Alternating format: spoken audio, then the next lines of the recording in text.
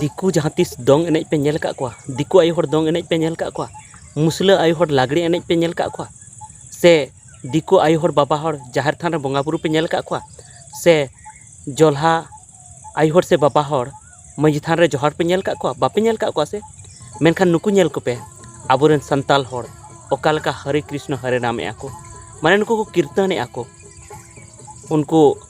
दिकु ठे चलाव कते सारहाव को हतावेया जे आले हो आपेया आरिचली रे बाढ़ाई गया आले हो कीर्तन ले बढ़ाई गया नोरना सेरेंज ले बढ़ाई गया आले हो हिंदू कान गया उनको मोने रे अडी गौरव को बुझावे जे आले हो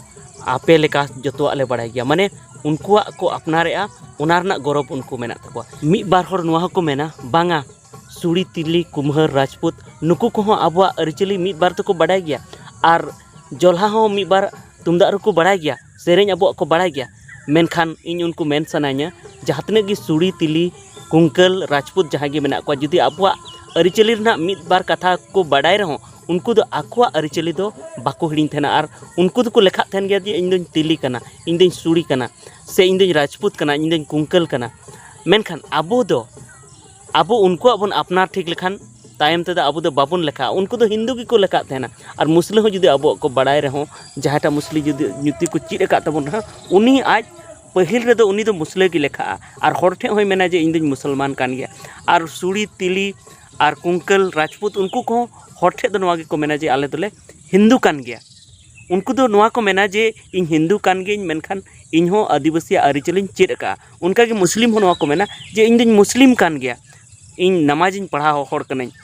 मेनखान इन हो संताला आरिचलिन चेद का उना को मेन थेना मेनखान आबो दो चेद बुन मेना बांग इन दो उना कान तिंग गया असला दो आलेया दो हिंदू धर्म कान गया असला दो आलेया दो कीर्तन कान गया असला दो कीर्तन खन अबुआ काराम बुन जोपड़ावा मेनबुन जे कीर्तन कान गया अबुआ काराम गी उनको कीर्तन बो मेता जे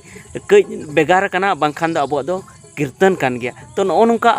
अबुआ उपरुम बुन एम तहना मेनखान नुकु ठे इnye कुकली मेना चेत सरी मोनेते उनको आमको अपनारे मेया तो सरी मोनेते उनको को मेने गया तो नुयो हिंदू कान गया सरी मोनेते उनको नुआ को मेने गया तो नुई दो आलेरन मिद मइले कान गया सरी मोनेते उनको आकुआ ओड़ा रे को दुड़ुब चुआम गया तो सरी मोनेते उनको आम ठेन बाको जोटे दा तो आम ठेन को शुरू गया तो सरी मोनेते उनको आम साव दाका उतु को जम गया तो सरी मोनेते उनको आम आकु ओड़ा रे इदी कते को पेड़ा में गया तो से इनका के चेतान चेतान को मेने जहाँ हिंदू गाताक रेन मनमी कना को जहाँ हिंदू को लिखा कना उनको दो उन घड़ी के अब को अपनार बन थे जखन उनको मुस्लिम समाज सला तुलना हुई थे मुस्लिम समाज सला जखन झगड़ा कथा हुई थे उन समय उनको को मेना जे अब बन हिंदू कना माने आकुआ जनसंख्या बेसी उचुई लगी हर लेखा बेसी सदर उचुई लगी उन घड़ी उनको को मेन थे एटा घड़ी दो उनको नवा को मेना जे नुकु दुकु लातार गाताक रेन मनमी कना अब दो बांग संगे सना को उनको नुकु जहाँ हरे कृष्ण हरे राम मेनते जहाँ को सिरिंगेआ और आबुआ राहा से को रोड इदी सेरेंज इदी हरे कृष्ण हरे राम मेन मेन तेगे तो उनको ठे इᱧ कुकली मेना जे नित जहाँ लेका हरे कृष्ण हरे राम पे मेनेते उनकुरेन बंगा बुरु पे ᱧᱩᱢᱮ कोते और आबुआ राहा ते पे सेरेंजेते जहाँ उनको उन को थायो पे कना और उन को सरहावे पे जुदी आपे जुदी जाहिर थान ᱧᱩᱛᱩᱢ ते पे सेरेंज लेखान से मजिथान ᱧᱩᱛᱩᱢ ते पे सेरेंज लेखान बाहा पे सेरेंज लेखान सोहराय पे सेरेंज लेखान जहाँ आबुआ बंगा बुरु रना जुदी पे सेरेंज लेखान आबुआ अरिचली रना जुदी पे सेरेंज लेखान चेत उनका गी उनको आपे को थायो पे उनका गी उनको आपे को सरहाव पे जनिज बांको सरहाव पे चेदा से उनको दो आबुआ अरिचली दो उनको दो बाको कुसिया थे